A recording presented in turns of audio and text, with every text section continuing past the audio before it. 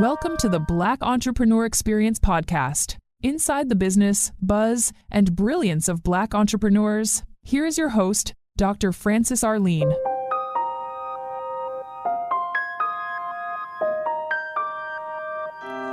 Before we dive into today's conversation about building a resilient and successful business, let's talk about the foundation. Every high-growth venture requires a plan for the unexpected. Is your family's structure as protected as your business plan? The best contingency plan for your home life is our DIY Legacy Planning Toolkit. Grab this simple roadmap right now at the link in the show notes and let's secure your legacy. Now on to the show.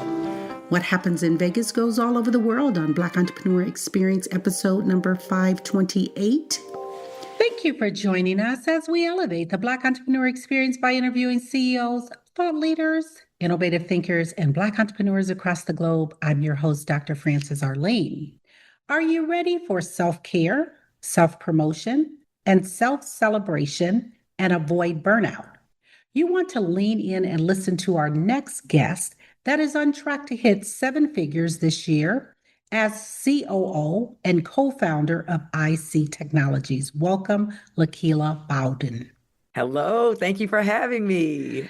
I've given our audience such a brief bio. Why don't you fill in the gaps and share with our audience what you'd like them to know about you and your company, and also as you co-founder in your new release? Absolutely. Thank you for asking me that question. As you said, I am Lakila Bowden. I am the co-founder of iSee Technologies, which is a training and development company. I'm also a speaker, and as you shared, a new author. My book, The Show Enough Principle, just came out. That book embodies and encompasses my experience as a company founder, having spent prior to founding my company, having spent over 15 years in corporate America. All of those experiences amalgamate to become my manifesto on prioritizing self-care and self-celebration for high-achieving women. In a nutshell, all of those things encompass who I am and how I show up. Let's backtrack. When you talk about high-achieving women, and why did you write that book specifically?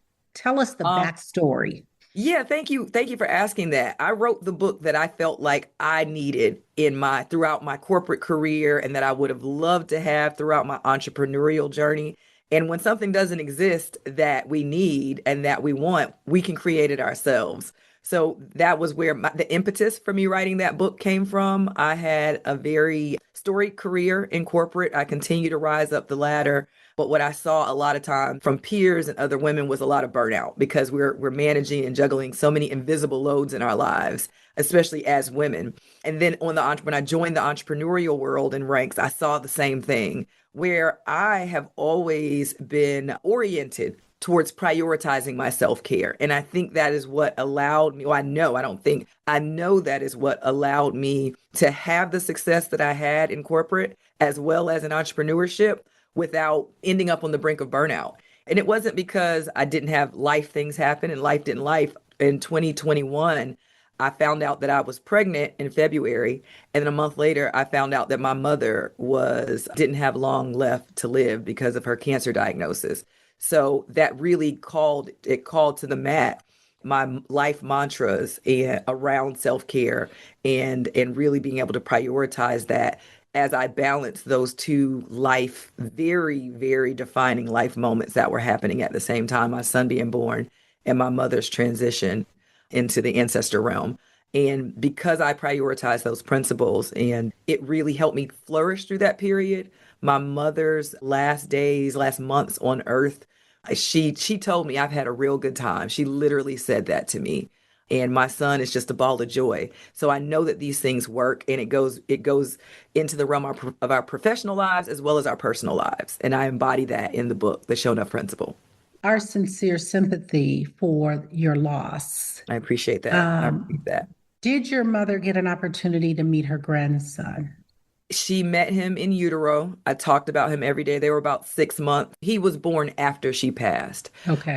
But we talked about him a lot. And I believe in connection that goes beyond the realms that we know of.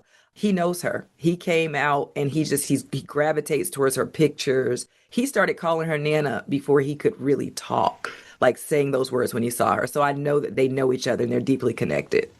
And one of the things that you point out, which is so critical, and I want you to get into a few of the principles, not spilling all the tea, because we definitely want to read the book. And I want you to talk about the release of the book. So many women are having challenges with their pregnancies, that critical moment, and then with you having to be caregiving to your mom and knowing, how did you sustain? It's literally the foundation of the core central theme throughout the book, which is prioritizing self-care. Prioritizing self-care is the superpower that lifts the invisible loads in our lives.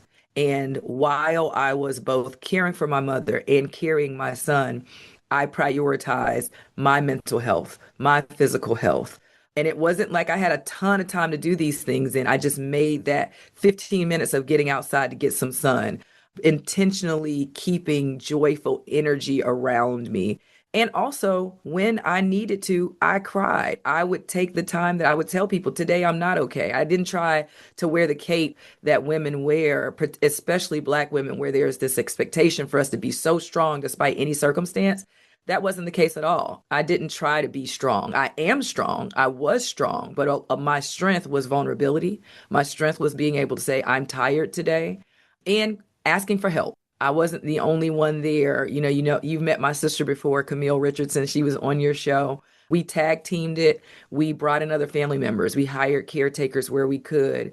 For my own pregnancy, I had a midwife, a pregnancy doula, a postpartum doula, a lactation consultant. I had all of this help surrounding me that I intentionally curated a team because I needed to be mothered while I was becoming a mother, while I was taking care of my mother. So really prioritizing that self-care and not, I think sometimes people look at that as it can be couched as being selfish. When I look at self-care and prioritizing yourself and being selfish as dynamically selfless, you have the energy, you have the capacity when your bucket is full.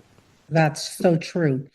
Someone's listening and they're saying at that moment, they heard the intro and you're on point to hit seven figures. And we definitely don't want to glance over that. But I want to step back and someone saying you have all the resources to put those tools in place, hiring additional help. And one of the posts I've seen many years ago is someone was saying we all have 24 hours in a day. And they showed a picture of Beyonce and then they showed someone else. And the difference was the resources that she had.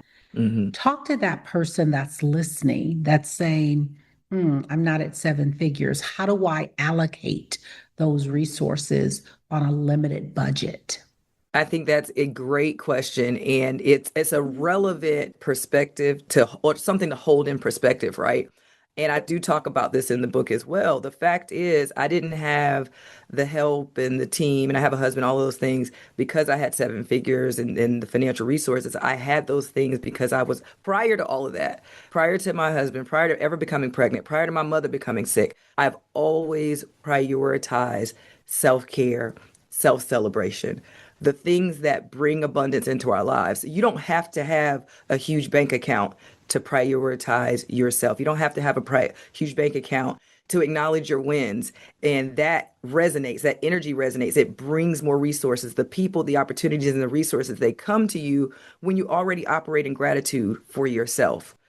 A lot of the things that I didn't cost a dime. Going outside and grounding my feet, finding a free maternal wellness hiking group to get outside with every week on Sundays to be around positive, nurturing energy. Now, I absolutely believe financial resources make a difference, but sometimes I think we don't realize that starts internally, envisioning what it is that you want, operating in active gratitude right now for what you already have, and not looking at it from a standpoint of limitation. But what I have right now, the time that I have, the money that I have, the relationships that I currently have right now, What are the doors and the opportunities and the abundance that opens up for me with what I have right now? And then you build on that. So I didn't grow up with a lot financially. My parents didn't have a ton of means, but we had a ton of love. We had a ton of encouragement and that pouring into ourselves. So even if you don't have that piece, you go get it from somewhere else. We're not all born into supportive families, but being oriented towards knowing that, making that your North Star, that's what creates the additional abundance that brings in the financial resources that make a difference. Absolutely. And talk about the release of the book and tell them when and how they can purchase the book. Thank you so much for asking me that. The book actually released on October the 1st.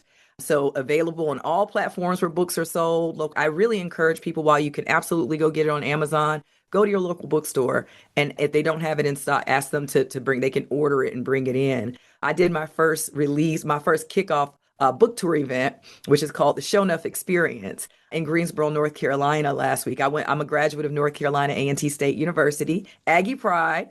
And I did it during what's known as GHO, the greatest homecoming on earth, at a local bookstore, Next Chapter Bookstore. And, I love patronizing places like that really are connected to the community and authors. So that book is out now. And I have a series of events, book tour events coming up. I live in Atlanta, around Atlanta, other locations. I also do the book tour experience virtually because it's an experience. I wrote this book to be a central theme of celebratory self-care. So the events reflect that. If you come to a Show Enough experience, you're going to walk away like you've just been to a party. You're going to celebrate. You're going to think about your wins, big and small, differently. And that's what I want, that it's not just celebrating that this book is here and it's released, but it's celebrating the women and the people that the book was written for. Let's talk about your role as COO of iSee Technology. And we would be remiss if we didn't bring that into perspective. So talk about your role there and how things are going. Absolutely. So, as I mentioned before, I spent over 15 years in corporate America and predominantly in operations roles. I retired in 2019 as a VP of operations for a major healthcare company. So I took that operation experience and I brought it into iSee Technologies, which is a company that I founded along with my sister, Camille Richardson, and just really operationalize training and development and how people learn. I mentioned I wrote this book because it was what I wanted to experience. So I have cultivated our training style around what I would have wanted to experience when I was in corporate. I participated in a lot of training and development, not all of it being very engaging. My role operationally is making sure that we have team and facilitators who are able to embody and make education edutainment. So when people are engaged and they're entertained, they learn best, right? Bringing that operational element into it, even from a funding standpoint, making sure that we have the capital to be able to do what we need to do to continue to acquire clients. A lot of our clients are corporate. We work with a lot of corporations, government agencies, to provide training and development in the areas that make a difference. And I always say that when you leave an iSee technology training, you're wildly motivated to perform at your best. That is amazing. And you were talking about prioritizing self-care as your superpower. What is your superpower? I would say that's one of them, is being able to prioritize self-care. I'll take a mommy staycation in a minute. I was sharing with you before we started recording, I have a 4-year-old and I love him so much. I give him so much energy and he requires so much of me. And I also have an amazing husband, Eric, and I love to give to them. I also prioritize and recharge myself. I'll go check into a hotel for 2 days and just be quiet locally. A little staycation, never hurt nobody. That is one of them. And then also self-celebration. I think a lot of times, especially as women, we feel very uncomfortable when it comes to popping our collars, giving ourselves our props. We'll give everyone else their props. But when it comes to acknowledging our own wins, we shy away from that. And it's because society makes it feel like it's boastful or it's conceited. Or I think bragging is a superpower. And it's one that I lean into in an authentic and genuine way. Because when we brag more, our wins increase in impact and frequency. And as women, we're oriented towards impact. That's one of my superpowers. And it's also a part of where the name of the book came from, the Show Enough principle. When I would come off stage, people, oh, you did such a great job speaking. And instead of caveating it and finding a flaw, I would say, show enough, you're right. Because I know that this is what I'm good at. And I know it's a part of my gift. And I love sharing that gift with the world. And when you talk about your wins, let's take a snapshot of the last 30 days. What was your win and how did you celebrate? That is an amazing question. One of the wins was getting this book out. It was an idea a year ago. It didn't exist. And now it's here and it's out there. So one of my wins was the kickoff event that I mentioned we did at A&T's homecoming. But and that took time and effort and energy to put into it to get it done and get it and make it a success. And it was. And then we immediately went out to celebrate. I had my friends, my family there, and we just went and had a good time. We were knocking out milestones and goals, and we did more in the pre-order. I will say this, I love sharing this fact. For many self-published authors, they sell less than 100 books in a year. In the lifetime, not a year, in a lifetime of their book. The Show Enough principle eclipsed that in the pre-order period. And we're just getting started. So have we reached every goal that I have planned for this book? Not yet, but I celebrated the very first pre-order sale, and I'm going to continue to celebrate everyone after that because this is a gift that I have given birth to and put out here, and I honor it with that. We talk a lot about structure, but think about this.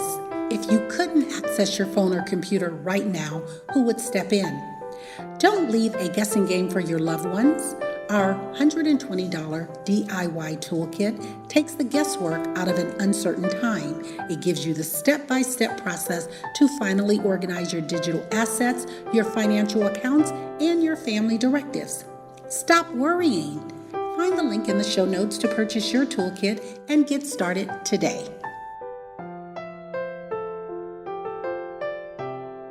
And do you see yourself actually doing more books? Do you want to author more? Is there a part 2? Is it a series or?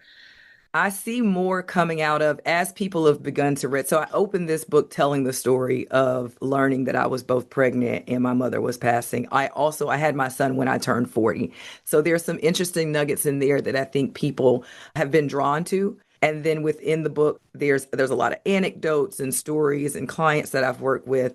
And so I think there's more there that could come out of that. I also have a book in mind specifically around money. You mentioned the 7-figure number. I think that the era of grind hustle is collapsing, where that doesn't really serve us well anymore. And I have a book concept that I'm working on around how our rest is where our greatest ideas and ideation exist, and how operating in flow versus force brings in that financial abundance as well. I won't say the title. I already have the title. I won't share it yet because it's really good. And, I can't have people taking my title until I trademark and copyright and all the things. That is so powerful that you said that about the importance of rest. Mm-hmm. And I'm hearing a great deal about, especially Black women, learning how to rest. Yeah. And I like when you also talked about the hustle and grind, that movement or that moment. I think that it's played its course where rest is so important. And personally, that is something that I'm learning how to do, is really rest. Self-care is so important. I want you to talk to that person that feels like they have to keep grinding or hustling or moving in order to be successful, because their life is so chaotic. Their just life at this moment is really taxing for a lot of people. Talk to that person in the audience that's listening, that's feeling overwhelmed, burnout, their mental health is challenged. What advice would you give them? I would give them the advice of this. I think sometimes we underestimate the power of our intuitive capabilities. Our intuition is a muscle in our body, and it always knows where to go. It knows what to do. We don't always listen to it. And just like any muscle, when we don't use it, it weakens. But the more that we listen to it, the more that it strengthens. So I would encourage that person to tap into their intuition. What is your body telling you about what you need right now? And redefine success around that. Is it a nap, a literal nap? Is it better company? Is it the people around you? Are they draining to you or are they energizing? And I think that if we reorient what we describe as success, it guides us to understand, well, what does that feel like? And we can envision in our minds and in our subconscious mind, what does that feel like right now and feel that feeling? We can visualize what does it look like? And our subconscious mind doesn't know the difference between whether it's actually happening or it's not. And that helps to reset our bodies. It helps to reset our bodies. It also helps to reset how we feel about our own success. I don't think we give ourselves enough credit. And when you reframe your success metrics around what really matters to you and what makes you feel whole, what makes you feel fulfilled, I think it gives you a better barometer to orient yourself around. I think a lot of people are feeling very exhausted right now because we're measuring ourselves against an old paradigm, one that really never worked for us, that just doesn't serve us well. It keeps you exhausted. It keeps you in a loop of exhaustion. And we have to physically take ourselves out of it. We have to psychologically remove ourselves from it. And how do you define success today, and how has that definition changed over time? That's a great question. So my corporate career started out when I was 19 years old. I started internships with General Electric as a financial analyst when I was in college. And I think back then, I had the same kind of success metrics that most people did. Get a good job, finish college, get a good job, make some money, and, take care of yourself. For me, that quickly changed. So I long since detached my identity of who I am from what I do. So who I am, who Lakila is, the being, my soul, my essence, is defined by much greater than the things that I do, because that can change. I've been a financial analyst. I've been a VP. I'm an entrepreneur now in terms of what I do. But who I am and how I show up is joy and light. I am Zaire Asir's mother. I am Eric Anthony's wife. And I am Lakila, a determined mind. My success metrics are the days and the moments and the time that I spend exploring those things, trying something new, trying something old, some things that are soothing to my central nervous system. And they're not defined by my bank account. They're not defined by the number of clients that I have. I am not a booked and busy person. I don't like being booked and busy. I will clear my calendar in a heartbeat if it starts feeling there's too much going on. The times I get to sit down and just have a genuine conversation that doesn't have, not attached to a time clock. I enjoy connection and getting to experience that and feel that on different levels, whether it's with my son or whether it is with a client or my girlfriends, my husband. Those are the things that feel like success to me. Let's back up when you did your day quit. Talk about that experience. And when you said that you retired, what gave you that aha moment that you knew that it was time? Well, I know that when I went into my last corporate role, I knew that was it. I'd already started preparing years in advance. I realized years in advance that I lived in a beautiful condo on the beach at the time. I was living in Miami, having a great time, living a nice Miami life. I was driving a drop top. I was doing all these things. And I realized in order to do this, I have to continue to do what I'm doing, whether I want to or not. I started diversifying my income into things that weren't directly attached to my corporate career, and really building that financial freedom for myself prior to making any moves, because I knew I was destined for something different and something bigger. So started that preparation in my mind, really, even before I started making those changes. So when the time came for me to step away, it wasn't a decision where I was fretting or anything like that, because I'd already started the process mentally. I already saw myself somewhere else visually long before I actually took the steps to leave. And I think that prepares our bodies, it prepares our system to be able to make that move in a smoother transition. And that was the case for me. Now, I will say a lot of unlearning had to happen, because I'd been trained in this very corporate environment with this every 2 week paycheck. So as you know, entrepreneurship doesn't necessarily work like that. I did have to unlearn a lot of things. I had to learn what I didn't know. One thing that I will say, and I encourage this for any woman that is considering a transition, any transition, give yourself grace. Give yourself the grace to fly and to fall and to get back up again and to win and to learn. I don't believe in losses. I believe in lessons. So in those early stages, I had a lot of lessons that I learned, but without that, and then you apply. I extended myself a ton of grace for the learning curve that I come into this with a ton of previous experience, but this is my first time in this space. So the transition period of retiring from corporate, I embraced the discomfort in it. And I know that that is what helped me to thrive in the space and to ramp up the learning curve pretty quickly. When you talk about the lessons, what lesson did you learn in life or business that you feel was the most costly, but the most beneficial? Ooh, that would be rejection around capital. I had to learn the hard and disheartening way that you have to prepare your business in such a way that it's capital ready. And I'm not going to discount at all the factors that are out there against small businesses, woman-owned businesses, Black businesses for access to capital, because that's real too. But there's a lot we just don't know, so that we're running in to brick walls. Some of them we can remove in preparation, but I didn't know that in the beginning. That was a lesson that I had to learn in terms of building business credit, preparing my business to be fundable, and really in learning what not to do. There are a ton of lenders out there who are of the more nefarious variety who will lend you money for a hefty fee, and that can saddlebag your profit margins. So those are things that some of those were painful lessons, but I think when we can prepare ourselves and employ the wisdom of mentors and guidance and get your business fundable, bankable early on, way before you need the capital, that makes a huge difference and just in financial breathing room within your business. And that's made a difference for our business. Thank you for that. If your business disappeared tomorrow, what legacy or impact would you want to be remembered for?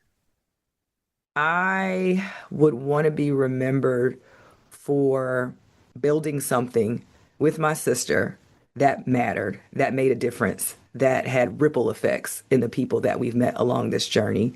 That can't be taken away. The business could go away. I mean, it's a legal entity, right? Like that could change. But the impact that we've had in the period of time that we've been doing this, we've had people come up to us in tears, thanking us for the work that we do, for being seen, for knowing our stories.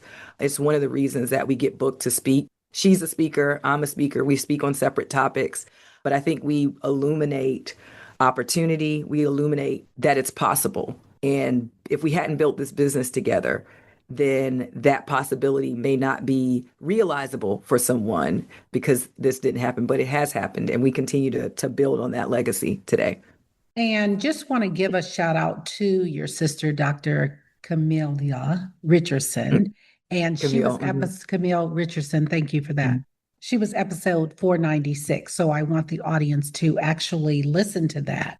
And when you talk about building your speaking separately on different topics, talk about coming together as a family business, because I think that's very powerful. And what lessons did you learn for that? Absolutely. So an important fact and that I want to share about my sister is that she is the CEO and founder of iSee Technologies along with me. Her career path looked very different than mine. She experienced a lot of early career rejection, whereas I came straight out of undergrad and continued to move up the ladder. She didn't have that experience. And largely because my sister was born blind. She's never been able to see.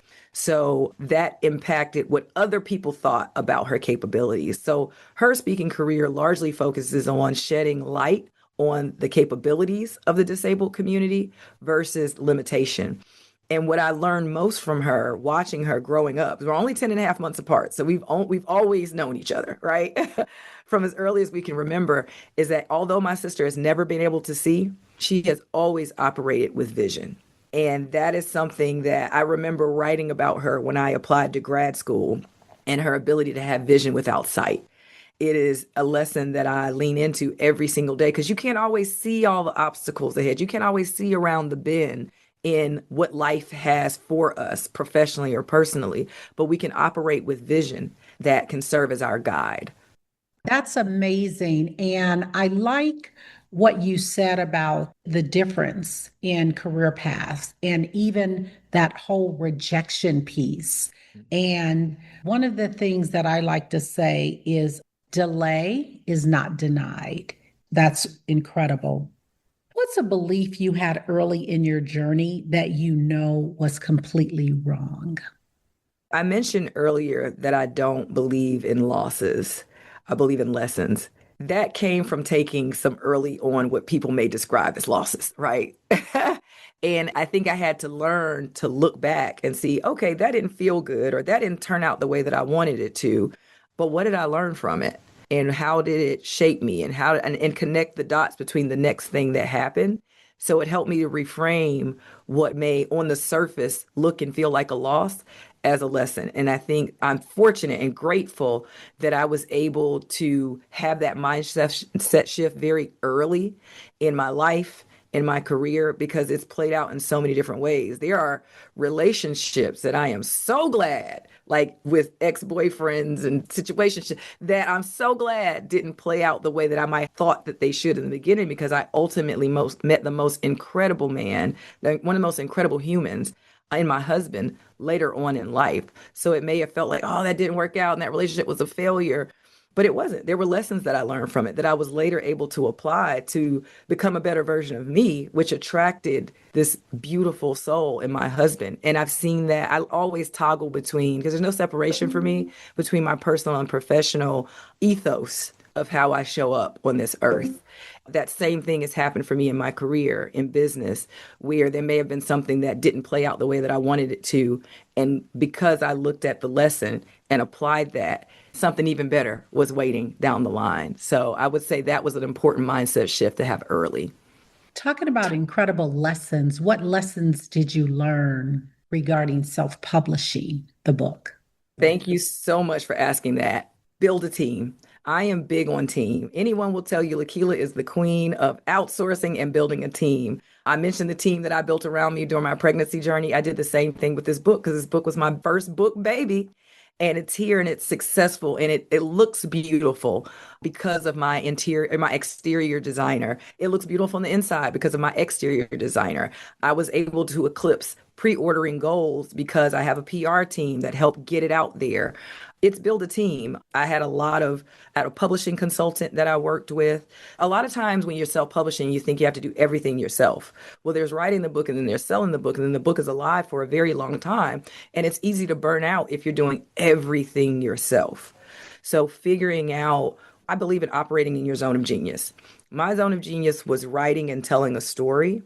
My zone of genius is not figuring out everything that had to do with publishing. That wasn't setting up my Stripe account and all that in the background to sell the book. It wasn't setting up a website for the book to sit and live on.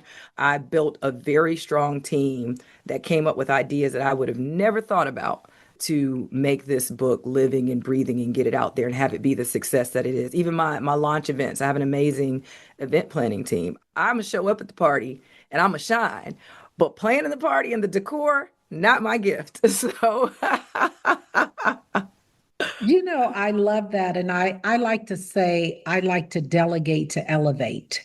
Speaking of that, I want you to speak specifically because when you talk about building a team and around the book and life in general, give us some strategies if someone's saying, I don't even know where to start to build a team. And I know that you hear that a great deal, starting a business. And I am so encouraged to hear, like, knowing the backstory with you and your sister starting that business. And I think that's what we did back in the day. We started businesses with our family. And I think we've gotten away from that. And we are stronger together. But it's actually some strategies around building a team, just like it's when you're starting a business, it's like a marriage and you don't marry everyone. That's why you date that person to get to know them. Talk about strategies that you've learned in terms of building a team, a successful team? Yes, absolutely. I am a huge proponent of building your support squad. It's actually a cheat code that I share in the Show Enough principle, building your support squad. Your network is your net worth, right? And even when it comes to self-care, it's self-care, but it's not meant to be done by yourself. And that is the case with most things in life. So if you're not as gregarious and outgoing of a person as I am, I happen to be, that's just a part of my nature. My parents, I'm just like them. We've never met a stranger. But if that's not the case, and this is something that I train on, I tell people to sit down and think about the attributes that you need in your support squad, not the people, because they may or may not be there. And you could be a person that's surrounded by a ton of people, that has a lot of people around you and connected to you and in relationship with you, and they don't possess the attributes that you need. You could be around a ton of people who are all negative. You could be around a ton of people who all have their hand out, who are always relying on you for the next answer or next thing, or just are not supportive. So you need to think about the attributes that you need in your support squad. People who are, some of the attributes that I require are people who are powerfully positive. I'm a solution oriented person. So if you're coming to me telling me all the ways that it won't work, you're probably not going to be too close to my inner circle, because I'm trying to figure out how to make it work or another solution. I think we have to focus on the attributes that we need and then start to seek those out. It's quality over quantity. You don't have to have a person that can pick up the phone and or send a text out to 100 people and they're going to support the thing that you do. But you do need those handful, even if start with the one that's solid, the person that's encouraging you or connecting you to resources, and build from there and focus on the quality of the connections. I want you to have a conversation. And as a storyteller, I want you to talk to this person, living or not. They've inspired you so much. What are you saying to that person, and name that person? This is a great question because this person is always at top of mind for me, and it's Madam CJ Walker. And if I had a chance to talk to Madam CJ Walker, I would say, thank you for laying out the blueprint. Thank you for showing up with your time in this plane, with your gifts, and not being deterred, and using those gifts not just for self, but she did a phenomenal job of putting the battery in the back of other women and empowering and creating an opportunity for a better livelihood for themselves and their families. And that was her mission. And she did that until the day she took her last breath. I've read her, it's a biography that was written by, I believe, her great, great, great, great granddaughter, that includes actual letters that she wrote. So you're reading her, Madam C.J. Walker's actual words in the moments of when she was building her business, when her business began to thrive, when people started to attack her and attack her business, and her resolve and dedication towards her mission to empower women to be financially independent never wavered. Even when she got sick and her kidneys started to fail, she was more saddened by the fact that her work was being cut short and the lives that she would not have a chance to impact. And I've always found her story. People often reduce her story to the hot comb, right? And that wasn't even her invention, but it's so much bigger than that. And our hair matters to us.